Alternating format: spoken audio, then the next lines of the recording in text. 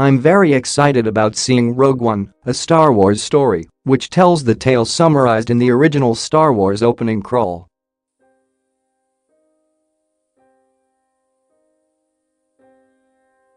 This is the story of how the rebels stole the plans to the original Death Star, a space station the size of a small moon with a weapon powerful enough to destroy a planet.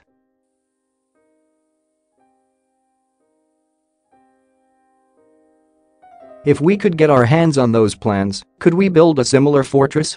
I decided to try to work out some aspects of how a Death Star might actually work.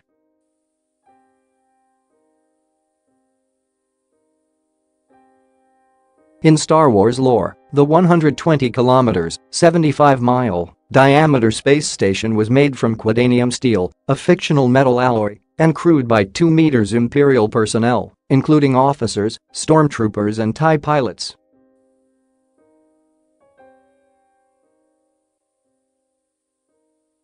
So would it possible in the real world? Let's not worry about the vast quantities of raw materials required.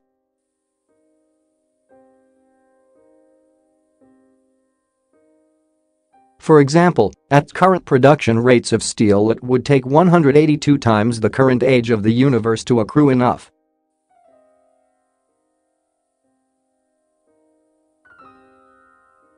I'm more concerned conceptually with how to power such a colossal battle station and how to generate gravity for everyone on board.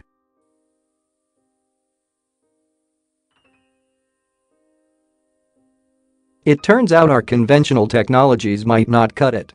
The International Space Station requires about 0.75 watts of power for every cubic meters of the space station.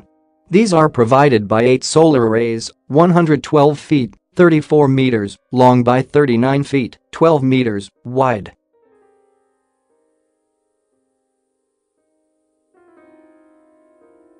Even if we had 100% efficient solar panels covering the much larger Death Star, we'd still be a factor of 45 times short of the IS's power requirements per unit volume.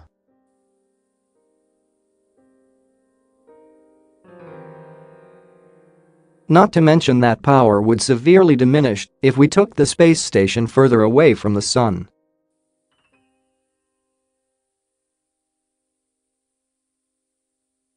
You might think we could learn lessons from the sci-fi classic 2001: A Space Odyssey in terms of the gravity and just spin the Death Star to create artificial gravity via centrifugal forces.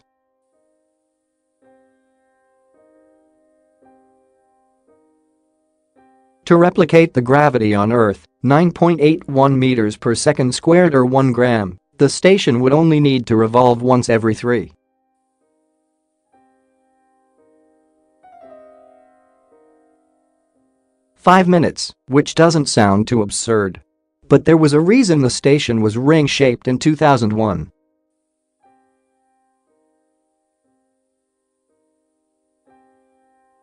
The centrifugal force is proportional to the radius of your circular path. As you travel either towards the center of the station or towards the poles, this radius decreases, meaning the artificial gravity would start to vanish.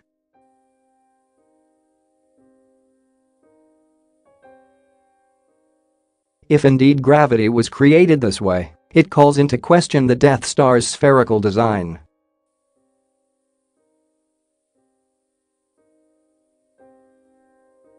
Perhaps the clue was in the name the whole time. What if at the heart of the Death Star is an artificial star? Surely that would solve the gravity problem. This makes the station something of a Dyson sphere, the sort of technological megastructure physicist Freeman Dyson imagined advanced civilizations might be able to build to harness all the energy from their stars.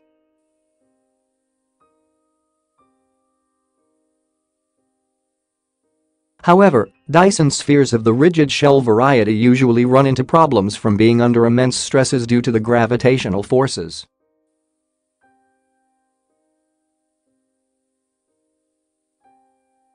Even if the sphere isn't ripped apart by this, just a small push certainly would be enough to send the structure crashing into its star.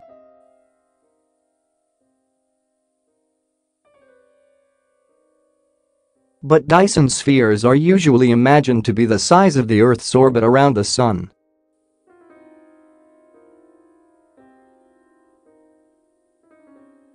For a much smaller Death Star, most of the problems with the Dyson sphere go away.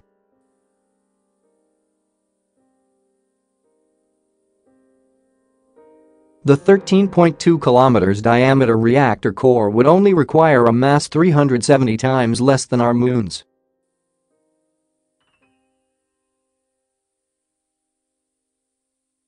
It turns out while steel and titanium would just about fail under these conditions, the wonder material graphene, for example, could easily withstand the gravitational forces involved.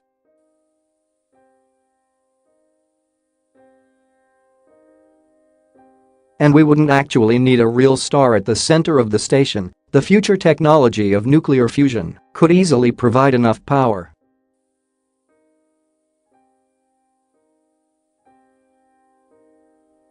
While at the moment we tend to put more energy in than we get out in our fusion experiments, many plasma physicists think the key is going bigger and hope that the ITER experiment, which will be 1/3 of the volume of an Olympic swimming pool, will turn the tide in this regard.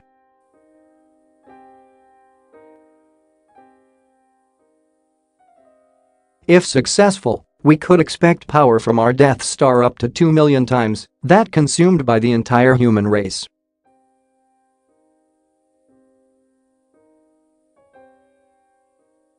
But there are still problems.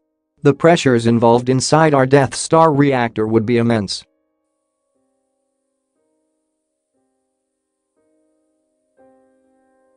The artificial star's own gravity would not be enough to contain the fusion plasma, so we would need something extra.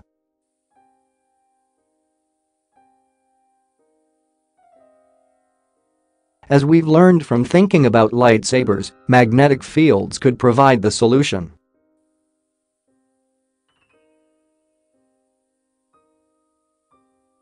The only snag is that we'd need some of the strongest magnetic fields in the universe, 1,000,000 times greater than we've ever created on Earth, and comparable to those of magnetars, a type of neutron star with an extremely powerful magnetic field.